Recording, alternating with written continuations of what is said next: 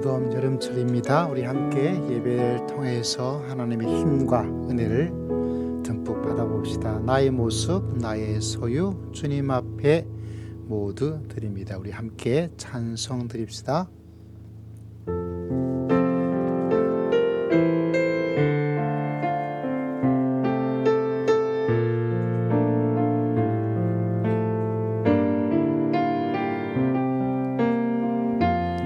나의 모습,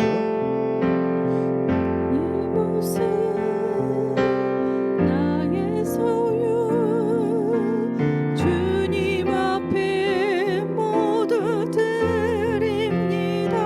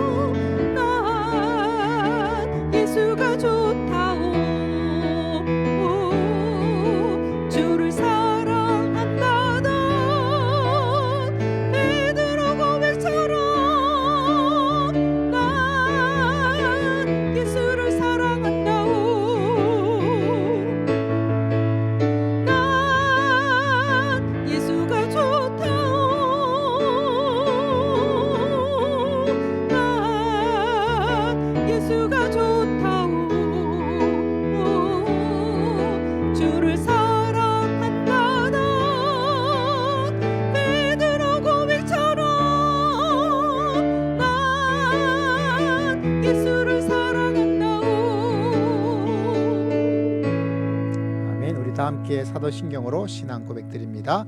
전능하사 천지를 만드신 하나님 아버지를 내가 믿사오며 그 외아들 우리 주 예수 그리스도를 믿사오니 이는 성령으로 잉태하사 본디오 빌라도에게 고난을 받으사 십자가에 못 박혀 죽으시고 장사한 지 사흘 만에 죽은 자 가운데서 다시 살아나시며 전능하신 하나님 우편한 자 계시다가 저리로서 산 자와 죽은 자를 심판하러 오시리라. 성령을 믿사오며 거룩한 공예와 성도가 서로 교통하는 것과 죄를 사하여 주시는 것과 몸이 다시 사는 것과 영원히 사는 것을 믿사옵나이다. 아멘. 347장 찬양드립니다. 이어서 우리 이혜림 자매님 우리를 대표해서 하나님께 기도 드리도록 하겠습니다. 347장 우리 함께 찬송 드립시다.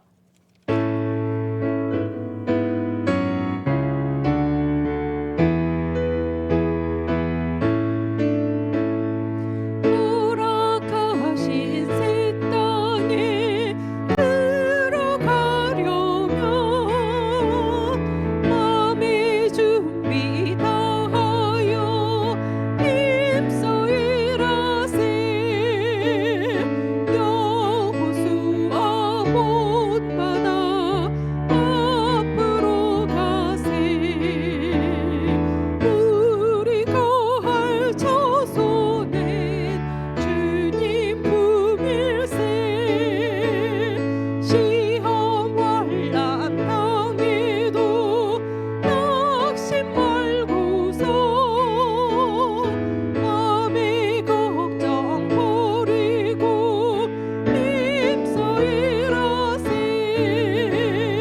여호수아 본받아 앞으로 가세. 우리가 할 처소는 주님 품일세. 앞서가신 예수님 바라보면서 모두 마음을 합하여 힘써 일하세. 여호수아 본받아 앞으로 가세. 우리가 할 처소는 주님 품일세. 일할 곳이 아직도 많이 있으니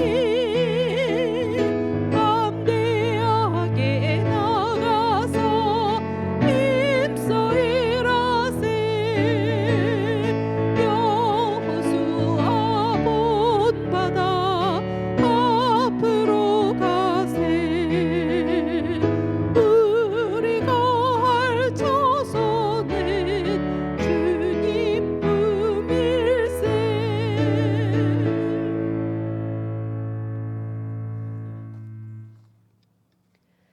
사랑과 긍휼의 하나님, 무조건적이고 한없는 사랑으로 저희를 구원하사 하늘 시민이 되게 하심에 감사드립니다. 매일 그 사랑과 은혜를 기억하며 저희도 사랑을 실천하는 거룩한 백성들이 되게 하옵소서. 하나님께서 저희를 사랑하고 용서하신 것처럼 저희도 다른 이들을 용서하고 사랑하게 하옵소서.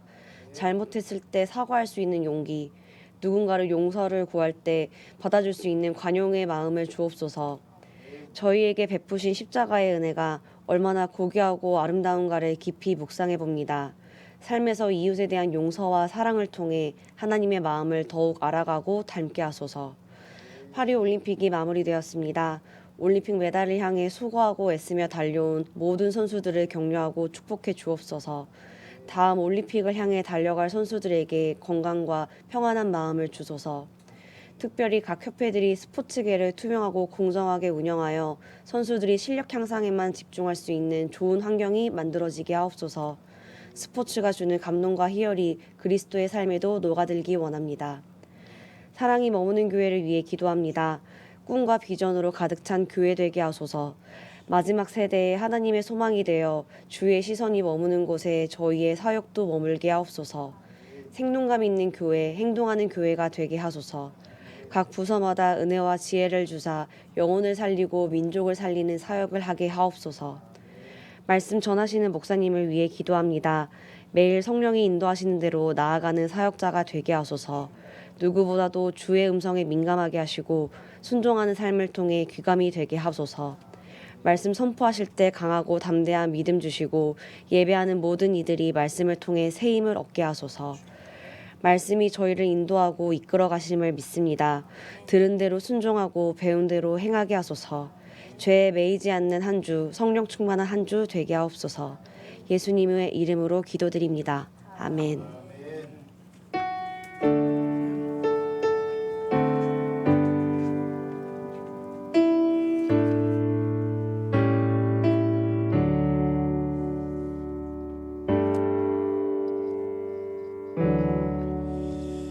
오늘 하나님의 말씀은 사무엘상 17장 말씀 함께 보면서 올 한 해 강성한 다윗 같은 삶을 다시 한번 바라보고 배우고 은혜를 잊고자 합니다. 436페이지에 사무엘상 17장 26절의 말씀, 우리가 잘 알고 있는 다윗과 골리앗을 만나는 장면의 말씀을 함께 보고자 합니다. 사무엘상 17장 26절의 말씀 한 구절의 말씀이고요. 17장은 골리앗이 블레셋에서 나와서 이스라엘 민족을 조롱하고는 장면 가운데 한 장면입니다. 사무엘상 17장 26절 말씀, 우리 함께 말씀을 읽어보도록 하겠습니다. 시작. 다윗이 곁에 서 있는 사람들에게 말하이르되 이 블레셋 사람을 죽여 이스라엘의 치욕을 제거하는 사람에게는 어떠한 대우를 하겠느냐?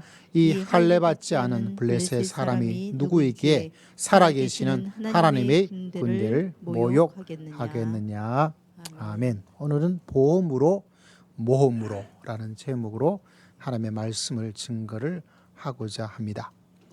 어떤 분이 이렇게 말을 하더라고요. 여러분 어떻게 생각하십니까? 인생을 살면서 할 필요가 없는데 하고 있는 것이 있다고 이야기를 합니다. 내가 살면서 할 필요가 없는데 근데 한다는 거죠. 첫 번째는 어떤 거냐면 과거를 후회하면서 사람들이 그때 하지 말았어야 되는데 라고 이야기를 합니다. 얼마 전에 어떤 식당에 갔더니 식당 아주머니가 그러시더라고요. 결혼을 하지 말았어야 되는데 요새 같으면 결혼을 안 할 거다라고 이야기를 하더라고요. 누구나 과거를 후회할 게 있죠. 그렇지만 과거를 되돌릴 수가 없어요. 저도 후회할 게 있고 여러분도 후회할 게 있습니다. 근데 후회를 하면서 계속 살 수는 없는데 사람들이 그렇게 살 때가 많다는 거죠. 과거를 후회하고 또 미래를 어떻게 하면서 걱정하면서 산다는 거예요. 미래는 알 수가 없잖아요. 그러다 보니까 미래가 어떻게 될까 어떻게 할까 막 노심초사하면서 미래를 걱정하면서 산다는 거죠. 과거는 후회하고 미래는 걱정하고 뭐가 남았죠? 이제 현재가 남았어요. 그럼 현재는 어떻게 살아가고 있는가? 사람들이 어떻게 살고 있냐면 현재에 대해서는 불평하고 불만으로 그렇게 살아가고 있대요. 짜증을 내면서. 다시 말하자면 과거는 후회하고 미래는 걱정하고 현재는 불평하고 불만하면서 그렇게 살아가는 것이 사람의 모습 가운데 하나입니다. 참 안타깝죠. 여러분 어떻게 살 거예요? 물론 후회를 안 할 사람은 없고 미래를 걱정 하나도 없이 살아갈 사람도 없고 현재를 불평과 불만 하나도 없이 살아간다는 그 자체는 실제로는 어렵겠지만 그래도 여러분 어떻게 살고 있습니까? 어떻게 또 살아야 될까요? 하나님의 사람이라면 여러분 숫자 두 개를 한번 내볼게요. 숫자 첫 번째는 22라는 숫자예요. 22. 두 번째 숫자는 37입니다. 22와 37. 이게 무슨 숫자일까요? 너무 어렵죠? 갑자기 숫자 내놓고 이게 무슨 숫자냐고 이야기하니까 22와 37. 이게 뭐냐면 사람의 얼굴에 근육이 있잖아요.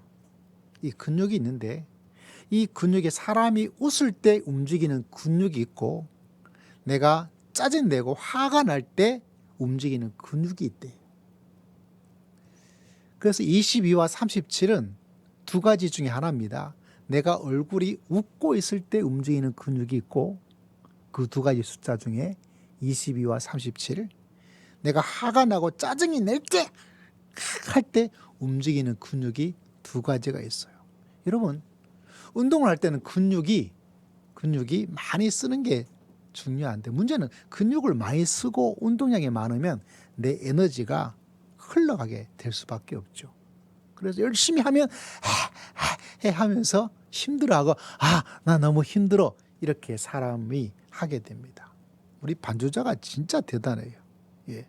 우리 지금 남미에 가 있는 우리 반주자도 거의 10시 5분 전에 일찍 와요. 일찍 오는. 조금 더 늦게 와도 된다 그러는데 거의 9시 50분에 오는데 지금 반주자는 더 일찍 와요.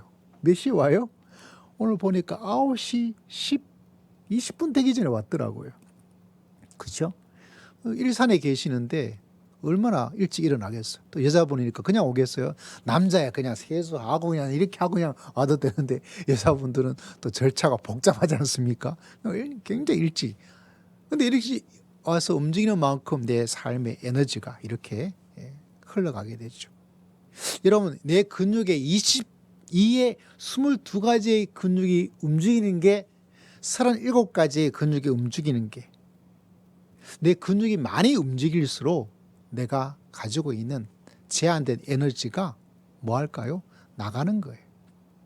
자, 여러분 생각에 22는 37은 22는 웃을 때 움직이는 근육일까요? 아니면 화나고 짜증날 때 움직이는 근육일까요?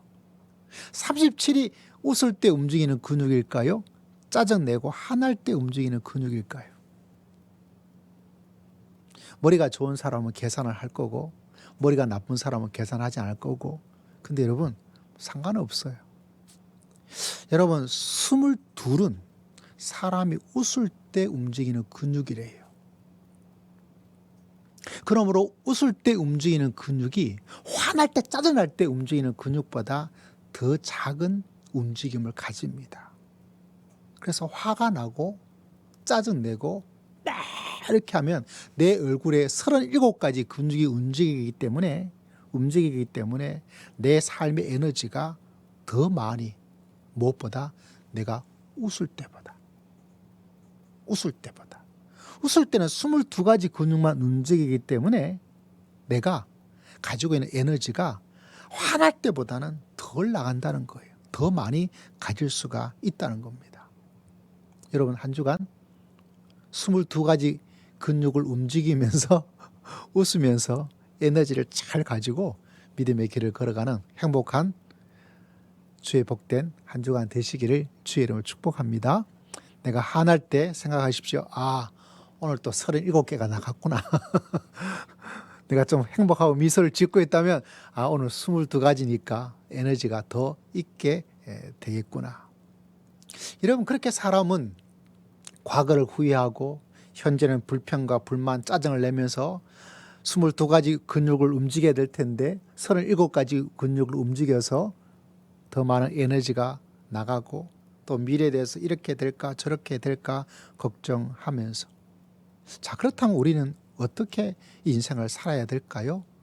이 무더운 한여름에 어떤 모습을 가지고 믿음의 길을 걸어갈까요? 어떻게 하면 37가지가 아니라 하루하루가 22가지 근육으로 웃으면서 미소를 지으면서 에너지를 잘 가지고서 이 무더위를 이기면서 무더위에 지지 않으면서 헉헉대지 않으면서 살아갈 수가 있을까요? 오늘 말씀을 보면서 우리는 두 가지 오늘 말씀의 제목에도 있습니다. 우리 하나님을 믿고 나아가는데 미래는 불안하죠. 여러분 저도 불안해요. 그런데 불안만 있는 것이 아니라 여러분 꼭 기억하시길 바랍니다. 하나님을 믿음으로 마치 하나님을 신뢰한다는 것은 내가 보험을 들고 있는 것과 똑같아요. 어떤 일들이 일어난다 하더라도 무슨 보장이 되어져요. 어떤 일들이 일어날까 불안한 게 사람의 마음이죠. 이 자체가 없어지진 않습니다. 아무리 믿습니다 한다 하더라도 그 마음 자체까지를 완전히 제거할 수는 없어요. 그런데 그것이 왔다가 하나님께서 주시는 평안으로 빨리 변화가 되는 놀라운 은혜를 하나님께서 우리에게 허락하여 주실 줄을 믿습니다. 그게 뭐냐면 하나님이 우리 인생에 보장을 해 주시기 때문에 그렇다는 사실입니다. 제가 한국에 와가지고요, 외국에서 공부하다가 와서 첫 번째 한 것 중에 몇 가지 있는데 그 가운데 하나가 보험은 꼭 들었어요. 왜냐하면 저기 외국 가가지고 영국에서 아마 사고를 당했는데 그때 자동차 사고가 났거든요. 근데 보험 든 줄 알았는데 보험을 안 들어서 한 달간 막 마음고생을 너무 심하게 했어요. 근데 그 가해자, 종종 말씀드렸잖아요. 그 가해자가 결국은 자기가 이렇게 조치를 취했는데 마침 신학교에 온 사람 중에서 보험 직원이 있어서 내 고민을 이야기했죠. 가해자가 내 보상을 안 해주고 있다. 그러니까 그 보험 직원 출신이니까 얼마나 전문적인 식견을 가지고 있어요. 그래서 편지 한 장을 써가지고 보험회사 주니까 그 다음 주에 와가지고, 그 나라 참 신기하죠. 우리나라가 아직 이런 제도는 없는 것 같아요. 예.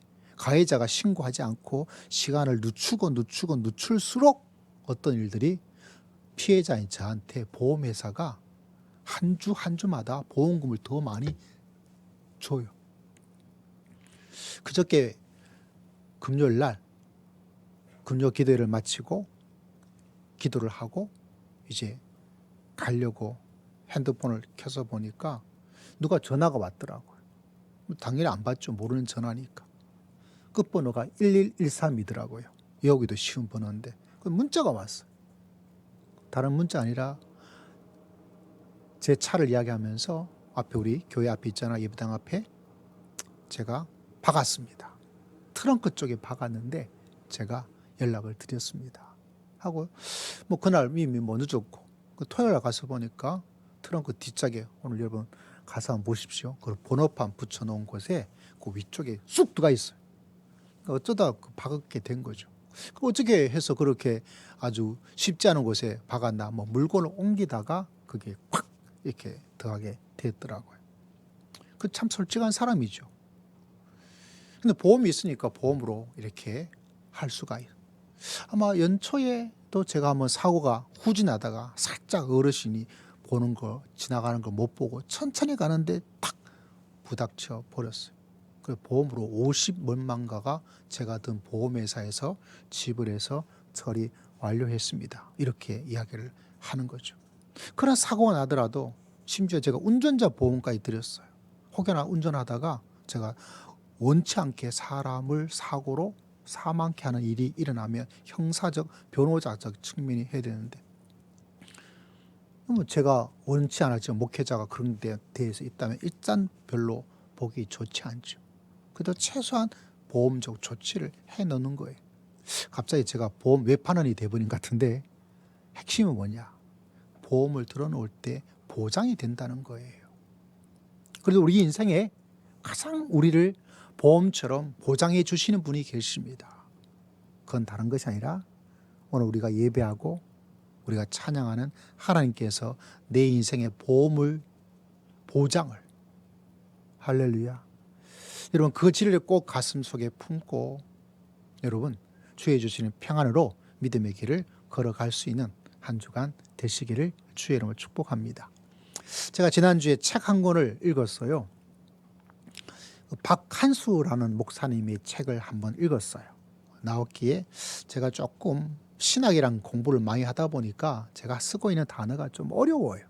여러분이 좀 어렵게 느껴질, 그래서 이 출판사 중에 좀 쉽게 나오는 규장이라는 출판사가 있는데, 그래서 제가 좀 쉽게 뭔가 하려고 이제 규장 출판사에 나오는 책을 한 권씩 하는데, 마침 이번 책이 소개되어져서 목사님이셔서 목사님 책을 하나 사서 읽었어요. 다 읽지도 못하고 조금 아침이 아니라 앞부분을 읽었는데 여러분 한번 들어보십시오. 이분 이야기가 참 도전이 되고 첫 번째 나오는 페이지 이야기인데 아주 너무 좋더라고요. 무슨 이야기를 하고 있냐면 여러분 옛날에는 다 가난했죠. 지금 우리나라가 사는 건 진짜 잘 삽니다. 얼마나 뭘 살았으면 인사가 뭐였어요? 아침 드셨습니까? 여러분 지금 그런 인사하는 사람 있어요? 그런 인사하는 사람 없어요. 왜? 당연히 아침은 먹는 거예요. 도리어 요새는 인사가 바뀌었죠. 아침 다이어트 하셨습니까? 이렇게 물어봐야 돼요. 왜? 살을 빼야 되는 시대가 됐으니까. 근데 옛날에는 제가 어릴 때 시절에 그때는 아침 드셨어요. 점심 드셨어요. 저녁 드셨어요. 왜? 안 먹는 사람이 많으니까. 그렇게 모두가 절대적 가난의 빈곤에 허덕이던 시절이 실제로 몇십 년, 100년, 50년, 40년 이 정도밖에 되지 않거든요. 근데 이 목사님들도 무진장하게 가난했어요. 가난하지 않은 사람이 없던 시절이었는데 그런데 이 목사님이 언젠지 모르겠지만 교회를 개척하고 또 교회를 개척하고 힘든 시절이다 보니까 어려운 고비가 항상 사람에게 다가오게 되죠. 여러분도 여러분 힘들고 어려우면 뭐라고 말해요? 뭐라 그래요? 죽고 싶다고 말하잖아요. 그런 말 해본 적 없어요? 힘들고 어려우면 사람이 우리나라 사람은 좋아도 죽고 맛있어도 죽고 힘들어도 죽고 다 죽고 싶다는 말 하는데 목회자도 예외가 아니에요. 목회자가 예외가 아닙니다. 예외가 된 사람 한 사람도 제가 만나본 적이 없어요. 그래서 이 목사님도 너무 힘들고 어려우니까 하나님께 기도하죠. 진짜 죽는 건 아니에요. 뭐라고 기도하냐면 들어보십시오. 하나님 제 영혼을 데려가십시오.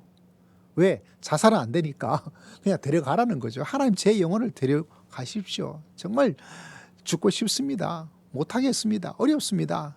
차라리 죽는 게 더 낫겠습니다. 이렇게 마음에 생각이 되어가지고 하나님 차라리 제 영혼을 데려가세요라고 하나님께 기도를 드리고 있었어요. 그렇게 차라리 나를 데려가라고 열심히 기도를 하고 있는데 갑자기 하나님께서 음성을 주시는 거예요.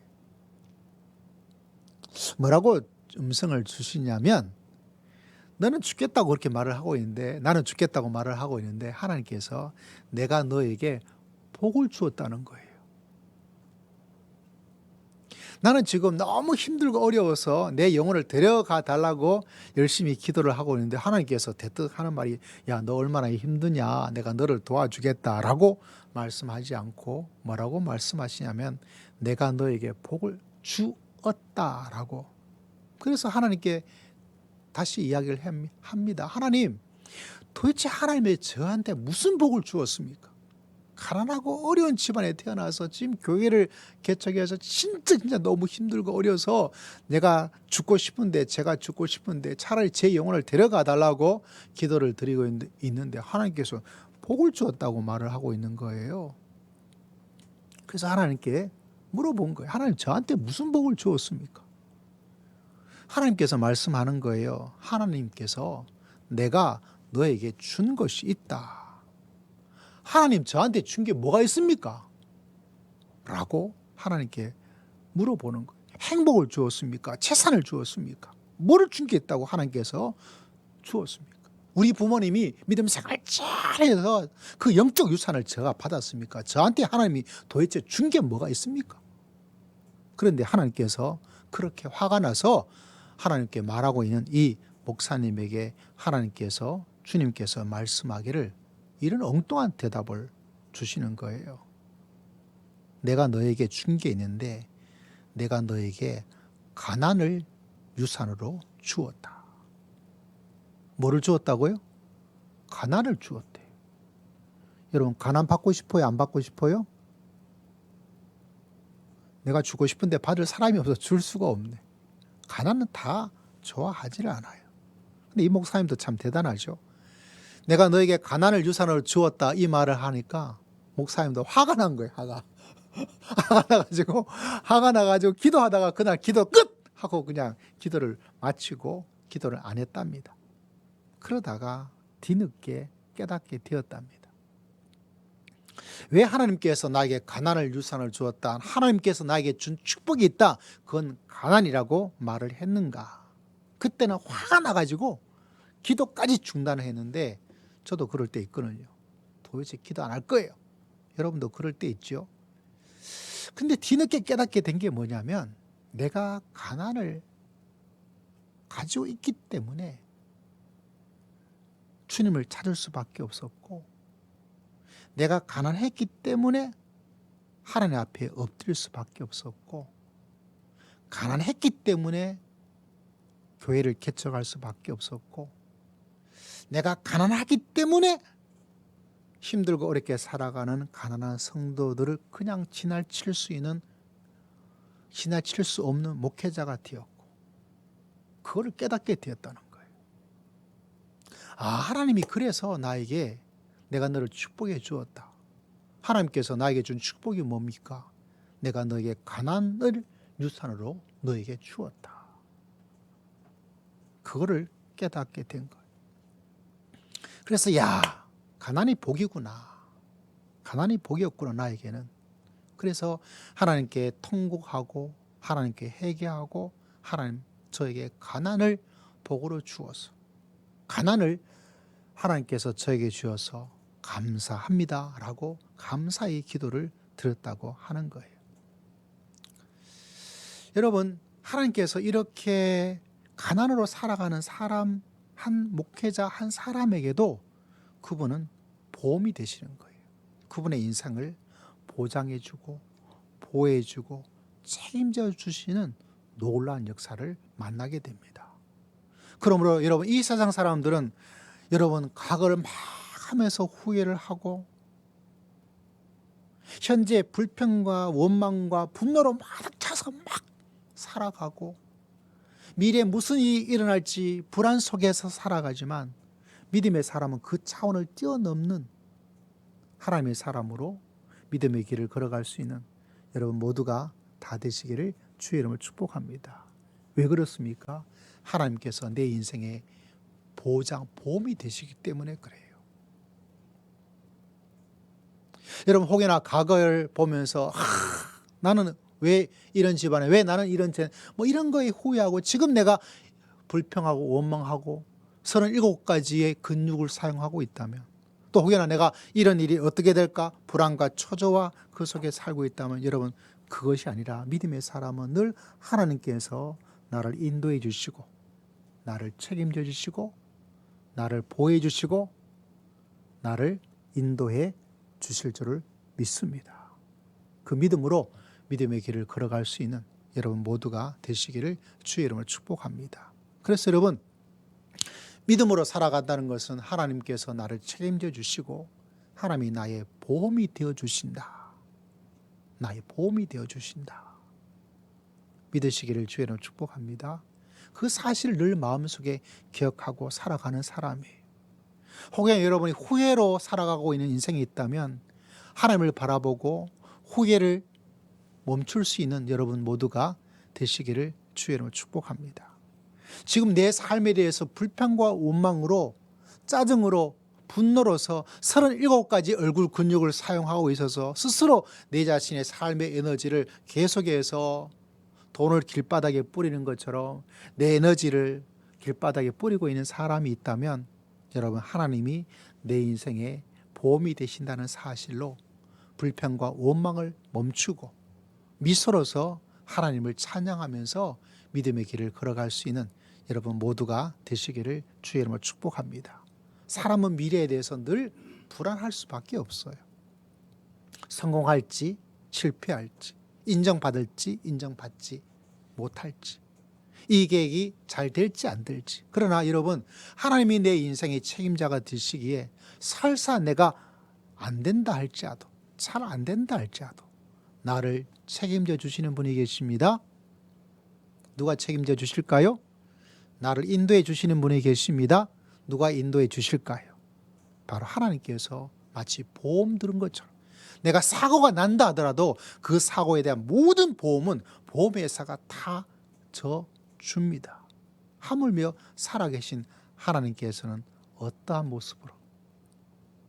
그래서 여러분, 오늘 말씀의 제목이 첫 번째가 뭐였죠? 보험으로. 나를 보장해주고 책임져 주시는 하나님의 은혜가 이 한 주간에도 흘러넘치기를 주의 이름으로 축복합니다. 여러분 또 한 가지 말씀의 제목이 또 뭐죠? 보험으로와 더불어서 모험으로란 단어가 있습니다. 오늘 이 말씀이 여러분 꼭 기억하셔야 돼.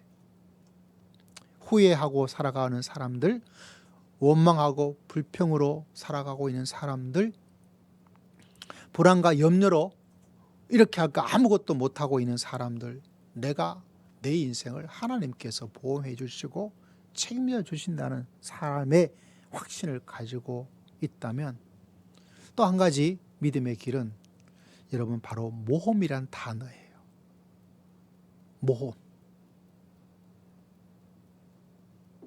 모험이에요. 하나님이 내 삶을 보험같이 책임져 주시고 보장해 주신다면, 여러분 그런 믿음을 가지고 있다면 그 사람은 보험으로만 끝나지 않고 보험으로만 끝마치지 않고 모험으로 살아갈 수 있는 하나님의 사람입니다. 여러분 믿음은 우리를 항상 어디에 두는 것이 아닌가, 항구에 거기에 머물러 있도록 하는 게 아니에요. 여러분 항구에 배가 들어가 있으면 안전해요. 그러나 여러분 하나님께서는 그렇게 두지 않습니다. 여러분 오늘 저는 이 다윗의 이야기를 보면서 여러분 귀를 한번 기울여 보십시오. 다윗이 주제가 너무해요. 다윗이 좀 철딱서니가 없다라고 이해를 하고 해석을 해볼 수도 있습니다. 왜 그럴까요? 골리앗이란 거대한 엄청나게 큰 사람, 여러분 키가 크면 압도적이잖아요. 그 앞에서 이스라엘 병사들 왕부터 시작해서 쥐죽은 듯이 숨어서 꼼짝을 안 하고 있습니다. 그런데 이 어린 다윗이 나가가지고 뭐라고 나타나고 있어요. 애가 말이죠. 그리고 그가 군인이었습니까? 군인도 아니에요. 갑옷과 창과 뭐 이런 거를 사울 왕이 주었을 때 그가 입을 수가 없어요. 왜? 너무 어려워요. 청소년이에요. 그런 이 아이 같은 이 어리 꽝을 부려야 될 이 막내 아들이 나가가지고 뭐 어떻게 하겠다고 하니까 이게 얼마나 말도 안 되는 사건입니까? 우리는 이 사건을 너무 신앙적으로 바라보다 보니까 다윗이 어떤 모습인지를 잊어버리고 있는데, 다윗의 모습을 생각해 보십시오. 주제 넘어요. 너무너무 낯서요. 그러니까 형들이 뭐라 그럽니까? 너 가만히 있어라. 넌 철도 없는 애가 여기 나타나서 지금 뭐하고 있느냐? 네가 나설 자리가 아니야 라고 형들이 뭐합니까? 말립니다. 우리가 신앙적으로 볼 때는 형들이 그런 말하면 안 되지라고 했지만 실제로 형들은 충분히 그렇게 말할 수 있어요. 왜? 이 위험한 전쟁터에 나타나서 이 뭐 다윗이 뭐 학생 의용군인가요? 그 어린 나이에 나가가지고 그 엄청난 골리앗을 향해서 어쩌고 저쩌고 말을 하고 있으니까 형들 눈에 보기에는 아주 우스운 거예요. 왜? 이 위험한 자리, 이 말도 안 되게 앞에 나서가지고 뭘 하겠다고 그러니까 이 막내 동생이 얼마나 철이 없겠어요. 그런데 여러분 또 다른 각도에서 우리가 봐야 될 것이 뭐냐면 모험이에요. 모험. 여러분 성경은 항상 수많은 위험 속의 모험, 불안 속의 모험의 삶을 사는 것으로 계속 기록을 해놓고 있습니다. 여러분 우리가 잘 알고 있는 아브라함을 보십시오. 아브라함이 인생을 말할 때 이렇게 가면 저렇게 가면 저렇게 가면 저렇게 가면 딱 정확한 계획과 플랜을 가지고 그가 가나안 땅에 간 게 아니에요. 아브라함에게 하나님께서 말하기를 네가 이 코스 가면 돼. 여기에 뭐가 있다. 여기에 뭐가 있다. 그러니까 걱정하지 말고 그냥 가면 돼라고 말한 게 아니에요. 요사이처럼 아브라함이 검색을 해보니까 그 땅이 어떻구나, 지형이 어떻구나, 나무가 뭐가 있구나, 어디에 맛집이 있구나, 어디에 좋은 휴양지가 있구나, 그걸 알고 간 게 아니에요. 성경은 말하기를 갈 바를 알지 못하고 갔다.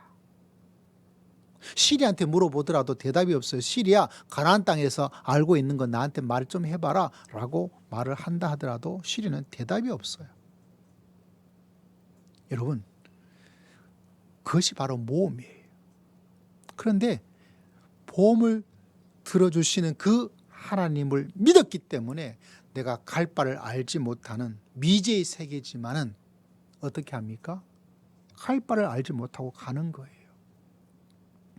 여러분, 하나님께 내가 갈 바를 알려달라고 기도도 하셔야 되지만, 혹여나 하나님께서 갈 바를 알려주지 않는다 하더라도 여러분, 한 걸음 한 걸음 나아가는 것이 믿음입니다. 내 손에 잡히고 내 눈에 확실하게 보여줄 그때를 보여달라고. 왜? 사람이 불안하니까. 알려달라고, 보여달라고, 만나게 해달라고 사람이 울부짖는데 하나님께서는 그거 잘 안 알려줘요. 왜? 믿음은 모험이에요. 오직 하나님 말을 믿고 신뢰하기 때문에 갈 바를 알지 못하고 어떻게 일어날지 알지 못하지만 뚜벅뚜벅 하나님을 신뢰하면서 하나님의 손을 붙잡으면서 하나님의 인도하심을 믿으면서 믿음의 길을 걸어가는 것이, 그게 믿음입니다. 우린 자칫잘못해서 믿기 때문에 내 눈에 확실히 보이고 믿기 때문에 하나님께서 내 손에 잡을 수 있는 확실한 것을 나에게 주시고 이렇게 걸어가는 거야 라고 생각할 때가 있어요. 물론 그럴 때도 있어요. 그러나 성경의 위대한 모든 인물들을 바라보면 확실할 때 가는 게 아니에요. 깜깜할 때 갑니다. 날이 환해서 내가 걸어가고 있는 것이 아니고 내가 결정하고 내가 볼 수 있는 것들을 가지고 가는 것이 믿음의 세계가 아니라요. 믿음의 세계는 어두워요. 그리고 그 속에 빛나는 별 하나를 바라보고 하나님을 바라보고 예수님을 바라보고 성령님을 바라보고 그 어두운 길을 갈 바를 알지 못하는데 한 걸음씩 한 걸음씩 한 걸음씩 주님과 함께 가는 것이 얼마나 모험적인 인생입니까? 그런데 그것이 바로 믿음의 삶의 모습이에요. 여러분, 이삭이 자기 흉년의 때 가족을 살리기 위해서 가나안 땅 떠나서 나일강에 있는 그 이집트로 가려고 그럴 때 하나님께서 너 스톱 멈춰 가지 마라고 말합니다. 가도 될 텐데 왜 그렇게 하는지 참 알 수가 없어요. 아브라함도 가기도 했고요. 그죠? 그런데도 불구하고 하나님께서 멈춰라 그랬어요. 멈춰라 그랬으면 하나님께서 대책을 세워둬야 되죠. 그런데 여러분, 대책을 세워주지 않아요. 그런데 이삭이 모험합니다. 하나님께서 가지 말라 하셨기 때문에 내가 여기 그냥 있을 거야. 해결책이 없어도 하나님께서 말씀하셨기 때문에 그냥 모험을 거는 거예요. 누구를 바라보기 때문에? 살아계신 하나님을 바라보고 있기 때문에. 그래서 여러분, 수많은 믿음의 선배들은 어떤 삶을 살았는가? 하나님을 신뢰하기 때문에 안전한 삶을 살아가는 것이 아니라 불안한 삶을, 그러나 하나님을 바라보고 살아가는 거예요. 그걸 우리는 모험을 가지고 있는 인생이다라고 여러분에게 말씀을 드리는 겁니다. 여러분, 에스더 왕후의 자리에 올라와 있습니다. 그가 말합니다. 금식을 하고 나서 왕을 뵈러 갑니다. 이것도 모험이에요. 굳이 그렇게 나설 필요가 없어요. 다윗도 이 시간 나설 필요가 없습니다. 그럼에도 나섰던 것처럼 에스더 이 왕후도 나설 필요가 없어요. 가만히 있어도 자기가 왕후의 지위로서 편안하게 잘 살 수 있는데 모험을 걸어요. 내가 죽으면 죽겠습니다 하고 모험으로 불안한 삶을 선택해서 나아갑니다. 어쩌면 그 시대 속에서 외국인 혐오가 될 수 있죠. 어쩌면 자기 출신을 숨겼기 때문에 어떻게 해요? 그 자리에 올라가는데 그 출신이 드러나는 순간 와, 이 사람 안 돼라고 수많은 사람들로부터 공격을 받을 수도 있습니다. 그럼에도 불구하고 하나님을 신뢰하기 때문에 내가 죽으면 죽지 하는 모험으로 믿음의 결단을 가지고 믿음의 길을 걸어가는 하나님의 사람을 바라보게 됩니다. 다윗도 여러분 굳이 나설 필요가 없었어요. 왕이 있고 형들 군인이 있는데 굳이 내가 나설 필요가 뭐가 있겠습니까? 왕이 알아서 할 거야. 우리 형들 군인들이 알아서 할 거야. 어린 내가 나서서 뭐 할 건데 라고 생각할 수 있는데 다윗은 그렇게 살질 않았습니다. 왜 저 골리앗이 이 하나님의 군대를 향해서 이렇게 모멸게 이런 멸시를 주면서 하느냐 하고 앞에 나섰습니다. 그거는 모험이에요. 그런데 여러분, 어떤 일이 일어났습니까? 골리앗을 무너뜨리는 승리의 놀라운 역사가 일어났습니다. 여러분, 다윗의 인생은 여러분 골리앗 같은 인생의 일들이 막 일어나요. 다윗이 왜 다윗처럼 엄청난 믿음의 영웅이 되었는지 아십니까? 그에게는 골리앗이 있었어요. 오늘 우리가 읽었던 이 골리앗도 있었고요. 한평생 또 다른 골리앗이 있었죠. 누굽니까? 바로 최고의 권력자였던 사울 왕이 끝까지 죽을 때까지 사울 왕이 다윗을 괴롭히고 공격하고 죽이려고 그러고 그렇게 공격하면서 죽이려고 제2의 골리앗이 되어서 다윗을 괴롭혔어요. 얼마나 힘들고 어려웠는지 몰라요. 그런데 여러분, 그렇기 때문에 다윗이 뭐가 되었어요? 위대한 믿음의 사람이 된 거예요. 하나님, 나는 골리앗도 없는, 나를 괴롭힐 수 있는 사울 왕도 없는 그런 삶을 살고 싶어요 라고 말하면 그런 삶이 되는데, 여러분, 골리앗이 없는 다윗을 생각해 보십시오. 사울 왕이 없는 다윗을 생각해 보십시오. 뭐가 있을까요? 믿음의 위대한 영웅의 이야기는 없어요. 지금도 세상에 있는 사람들이 성경을 잘 모르고 있음에도 불구하고 골리앗과 다윗의 이야기를 하고 있어요. 그 다윗, 그 거대한, 너무나 작은 다윗, 너무나 거대한 골리앗, 그래서 다윗이 골리앗을 이겼다, 이런 이야기가 있는 거죠. 근데 만약 골리앗이 없는 다윗이라면 다윗이 유명해졌겠어요? 그래서 여러분, 믿음의 삶은 우리가 이렇게 기도하는 거 이해가 갑니다. 이런 삶을 살기를 원하는 것도 이해가 됩니다. 왜? 하나님, 제 삶에는 나를 괴롭히는 사울왕 같은 그런 인간은 없게 해주십시오. 나에게 거대한 장벽 같은 골리앗 같은 그런 사람도 만나지 않게 해주십시오. 그래서 내가 좀 편안하게, 내가 힘들지 않게 살게 해주십시오 라고 하는 것이 사람의 기본적인 심리죠. 그죠? 그렇게 살고 싶잖아요. 그죠? 목사님들도 이야기합니다. 흔히 하는 말로, 새벽기도 없으면 목회할 만할 텐데, 이렇게 말을 하기도 하고, 또 말합니다. 당회만 안 해도 좀 할 만할 것 같은데, 왜? 힘들고 어려우니까. 그런데 여러분, 만약 다윗의 골리앗이 없었다 그러면 다윗은 그 이야기가 없어요. 여러분, 올림픽이 있습니다. 여러 가지 소식들이 많이 일어나고 있죠. 저도 올림픽 소식 보면 굉장히 참 좋습니다.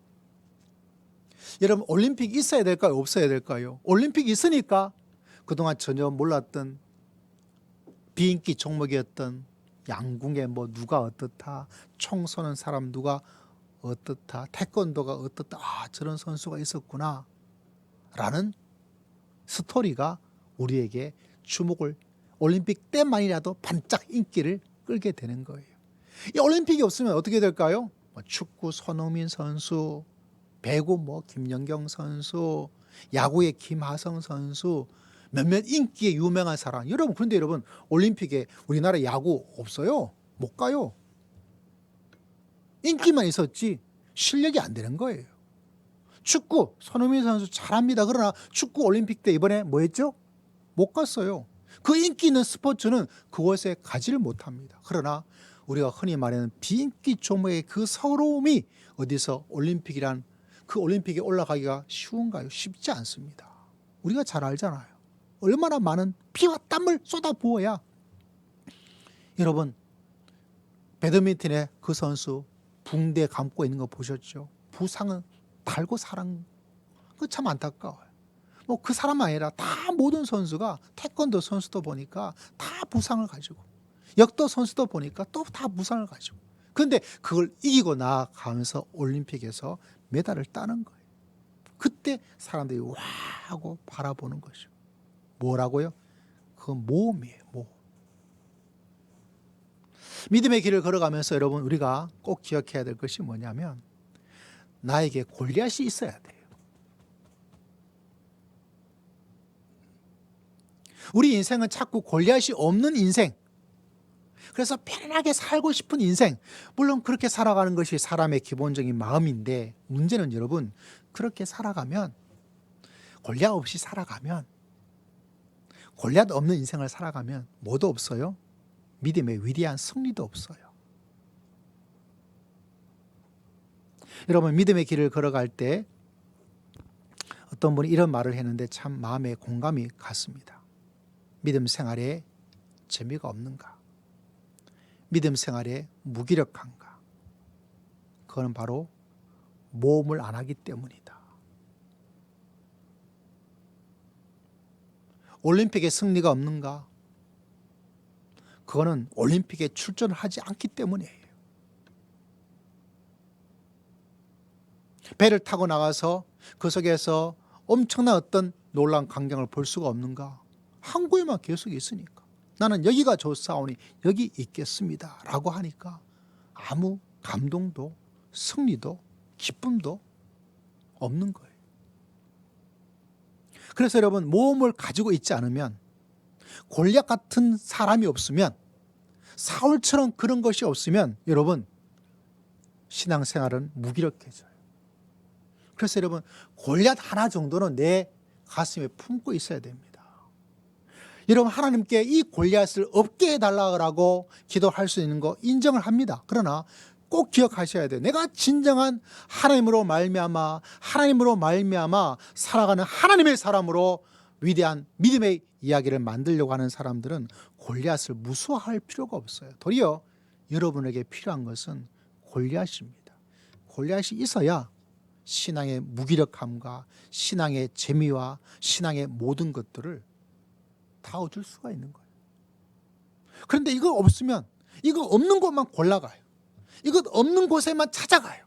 그러면 뭐가 없어요? 승리의 위대하고 놀라운 엄청난 기쁨을, 금메달을 목에 걸 수가 없어요. 목에 걸 수가 없어요. 올림픽이 있기 때문에 뭐가 금메달을 비인기 조목이 박수를 받고 와 하고 사람들에게 주목을 받습니다. 이때만이라도 사람이 주목받으니까 회사들이 와 후원해야지, 광고해야지, 그걸 가지고 또 4년을 버티는 거예요. 우리 믿음의 삶에도 여러분 골리앗이 없는 인생을 여러분 기도하지 마십시오. 하나님, 내가 골리앗을 만나서 그 골리앗을 이길 수 있도록 살아가는 모험의 인생을 걸어가기를 원합니다. 그때 내 신앙이 자라고 내가 목에 금메달을 걸고, 혹여나 내가 메달을 달지 못하면 어때요? 올림픽에 4년 있는 것처럼 내 인생에 그 다음에 또 다른 골리앗을 만나서 내가 하나님의 은혜로, 하나님의 도우심으로, 하나님의 축복하심으로 내가 그 골리앗을 이길 수 있는, 다윗처럼 강성할 수 있는 놀라운 역사가 여러분 삶 속에 충만하기를 주의 이름으로 축복합니다. 그러므로 내가 자신이 아무것도 하지 않고 편안함을 찾고 있다면 여러분 그 인생이 제일 어리석은 인생이, 그 복받은 인생이 아니에요.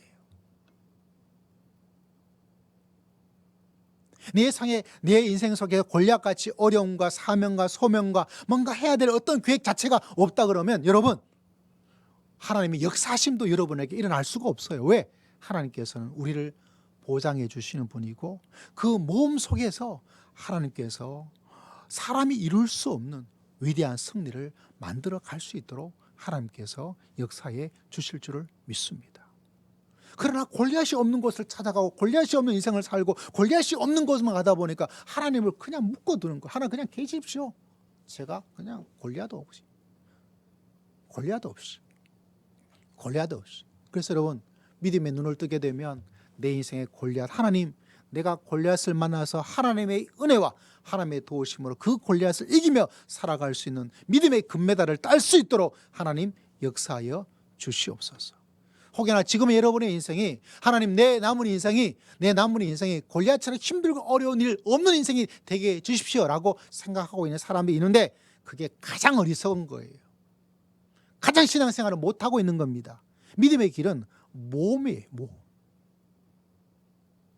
아브라함도 이삭도 심지어 나이가 80세 된 할아버지였던 갈렙도 이 산지를 내게 주시옵소서, 그거 없어도 살아갈 수 있는 사람이었는데 모험을 거는 거예요. 왜? 그런 일을 해야, 그걸 해야, 도전을 해야, 모험으로 나아가야 하나님께서 도와주심을 체험하고 내 믿음이 병들지 않고 그 속에 믿음의 금메달을 따면서 살아갈 수 있는 믿음의 역사가 일어나기 때문입니다. 그래서 여러분, 우리는 지금 믿음의 올림픽을 가운데 있는 거예요. 우리 사랑하는 성도님들이 반드시 골리앗 같은 그런 일들을 만난다 하더라도 피하지 말고, 골리앗 없는 인생을 살지 말고 도리어 골리앗 있는 인생으로, 몸으로 살아서 그 속에서 믿음의 승리와 믿음의 금메달, 믿음의 은메달, 믿음의 동메달을 걸고 남은 인생을 살아갈 수 있는 우리 주님의 귀한 백성 다 되시기를 주의 이름으로 축복드립니다. 기도하겠습니다. 하나님 아버지, 감사합니다. 우리의 삶을 보험해 주시고 보장해 주시는 하나님께 감사를 드리고, 우리의 미래가 골리앗 같은 어려움이 있더라도 이겨낼 수 있도록 몸으로 주를 신뢰하며 살아갈 때 하나님께서 큰 은총과 승리를 허락하여 주실 줄을 믿습니다. 주님께 감사와 찬양을 드리었고 살아계신 우리 주 예수 그리스도의 이름으로 간절히 기도드리옵나이다. 아멘. 우리 함께 찬양 드립니다. 찬송가 354장입니다.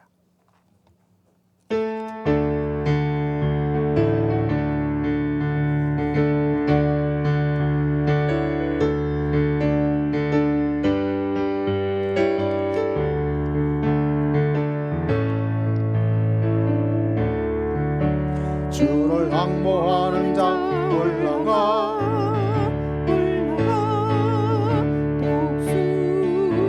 독수리같이 모든 싸움 이기고 대신 걱정 벗은 후 올라가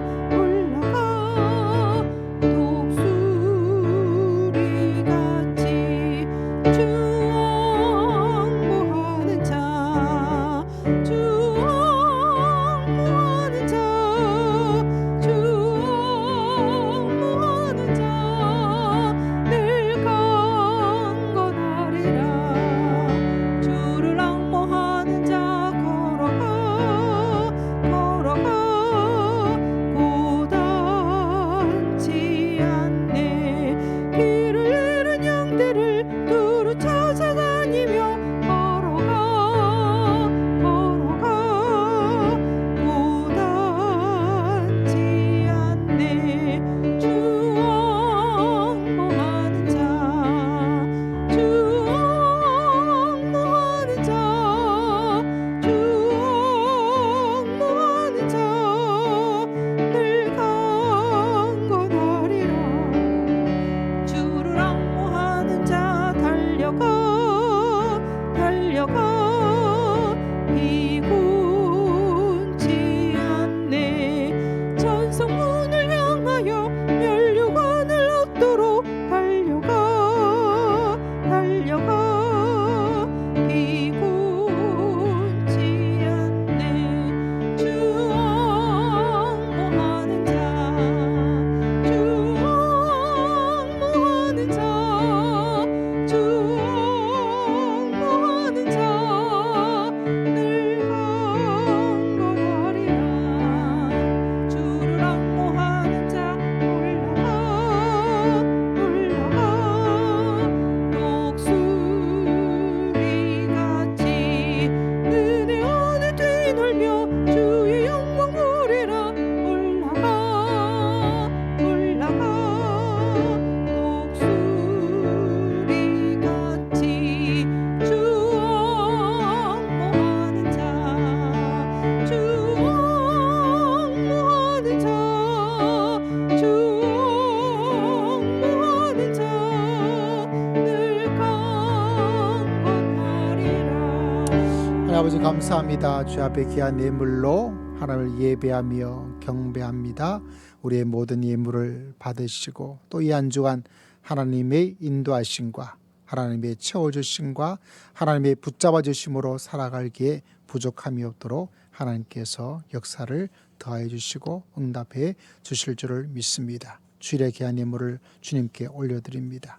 한 주간 살면서 주의 은혜를 기억하며 또 이 한 주간도 주의 은총 가운데 거하기를 소망하는 귀한 믿음의 고백을 주님께서 받으시고 이 예물을 드린 모든 심령들의 한 주간의 삶의 시간에, 가정의 일터에 하나님이 함께하여 주시고 하나님께서 불기둥과 구름 기둥이 되셔서 때를 따라 도와주시는 주의 은총 가운데 거하기에 부족함이 없도록 주님께서 역사해 주실 줄을 믿습니다. 하나님께 감사의 귀한 고백을 주 앞에 올려드립니다. 매주 한 영혼을 주님께 구원하기를 원합니다. 하나님의 은혜를 기억하며 감사의 귀한 고백을 주 앞에 올려드립니다. 주님께서 기억하시고 더 많은 감사의 풍성함이 흘러 넘치게 부족함이 없도록 천배 만배로 주님께서 감사의 축복을 더하여 주시옵소서. 하나님께 선교의 귀한 예물을 올려드립니다. 주님께서 기억하시고 보내는 선교사, 온 땅에 복음의 사명 감당하는 선교사 아버지여 주님께서 기억하여 주시고 역사해 주실 줄을 믿습니다.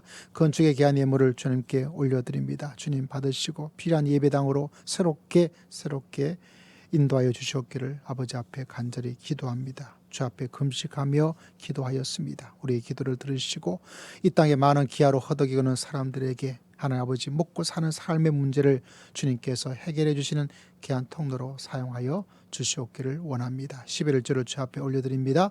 믿음으로 순종의 귀한 마음으로 주 앞에 드리오니 주님께서 받으시고 주님께서 약속하신 11조의 축복을 더하여 주시옵소서. 우리 모든 성도들도 11조의 신앙으로 믿음의 길을 걸어가기에 부족함이 없게 하시고 우리 물질이 있는 곳에 우리의 마음이 있음을 주님께 고백하오니 이 물질을 통하여 우리의 마음이 주께 있음을 고백합니다. 믿음이 없어서 드리지 못하는 백성들 형편이 아버지 허락하지 않아서 드리고 싶기를 원하지만 드리지 못한 심령들의 마음까지 주님께서 헤아려 주시고 하나님께서 이 한 주간 주님의 보호하심 속에 주의 그늘 가운데 거하는 귀한 한 주간 다 될 수 있도록 주님께서 축복하여 주실 줄을 믿습니다. 주님께 모든 것 의지하고 감사드리며 살아계신 예수 그리스도의 이름으로 간절히 기도드리옵나이다. 아멘. 우리 서로 찬양으로 나갑니다. 성도님은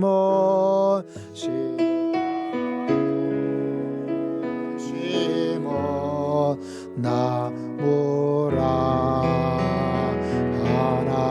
하나님의 사랑 안에 믿음 뿌리 내리고 주의 뜻대로 저의 뜻대로 항상 사세요. 할렐루야. 한 주 참 무더운 날씨였죠. 또 마지막 한 주간의 무더위를 잘 이겨냈으면 좋겠습니다. 예, 주보 보시면 특별한 주보의 내용은 없고 우리 기도 순서 되시는 분들 기억해 주시기를 바라고요. 내일부터 또 새벽 예배 다시 회복됩니다. 수요, 금요 예배 모든 예배가 다시 회복됨을 기억해 주시기를 바랍니다. 우리 반주자는 지난주, 이번 주, 다음 주는 얼굴을 볼 수가 없습니다. 또 일찍 와서 수고하고 섬겨준 우리 반주자님께 진심으로 감사를 드리고요. 또 우리 근일이가 또 친구를 함께 데리고 왔습니다. 박수로 환영합니다. 네, 반가워요. 네, 오늘 또 우리 근일이가 또 생일이어서 또 맛있는 점심을 주문 식사를 했으니까 맛있게 드시면서 시원하게 해서 냉동실에 아이스크림을 제가 사놨습니다. 점심 드시고 나서 뜨거운 커피보다는 아이스 아메리카노는 드릴 수 없으니까 하드 맛있게 아이스크림 드시면서 더위를 식히면서 함께 즐거운 교제 시간을 같이 가지도록 하겠습니다. 우리 함께 찬양 드릴까요? 주만 바라볼지라 찬양 드립시다.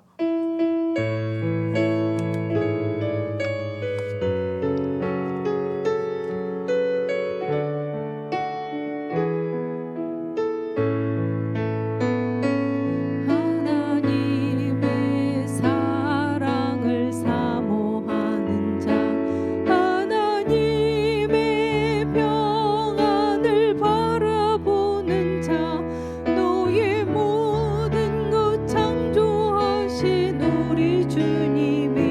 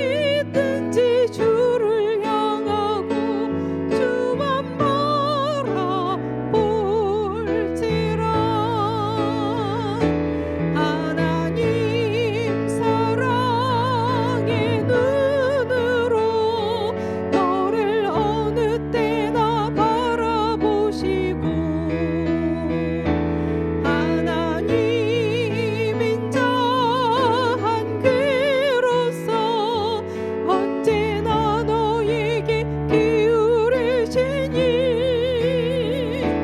어두움에 밝은 빛을 비춰주시고 너의 작은 신음에도 응답하시니 너는 어느 곳에 있는지 주를 향하고 주만 바라볼지라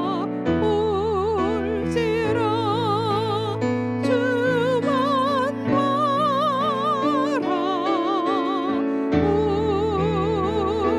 바라볼지라. 이 시간 우리 다 함께 일어나셔서 하나님께 기도하며 나아가도록 합시다.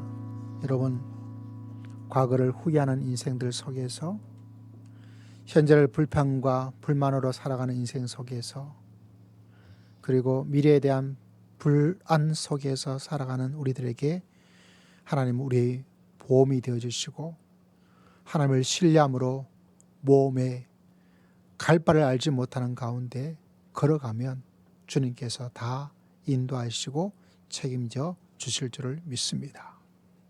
여러분에게 이 하나님의 향한 믿음이 있습니까? 그 믿음으로 한 주간 살아가기를 소망하고 기도하시기를 바랍니다. 후회를 그만두고 불평을 그만두고 불안 속에 염려 속에 아무것도 하지 않고 그냥 있는 것을 그만두고 하나님이 내 인생에 보험이 되어주시고 내 인생의 모험으로 살아갈 수 있도록 우리를 인도하심을 바라보고 믿음의 길을 걸어갈 수 있는 한 주간 되기를 소망합니다. 이 시간 주여 한번 외치고 우리의 다짐과 우리의 소원을 주 앞에 고백하며 나아갑시다. 우리 주여 한번 외치기도 합니다. 주여 하나님 아버지 감사합니다.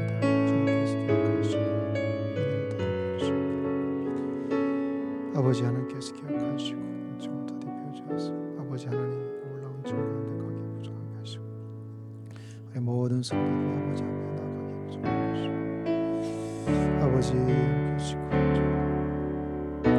지금은 우리 주 예수 그리스도의 크신 은혜와 하나님 아버지의 극진하신 사랑과 성령 하나님의 감동감화 교통 충만하심의 놀라운 역사가 하나님을 온전히 신뢰하여 내 인생을 보장해 주시고 보험으로 역사하시는 하나님을 의지하고 내 인생에 갈 바를 알지 못하고 있지만 몸으로 믿음의 길을 걸어가기를 소망하는 모든 믿음의 귀한 백성들 심령 위에 가정 위에 지금으로부터 영원토록 함께할지어다. 아멘.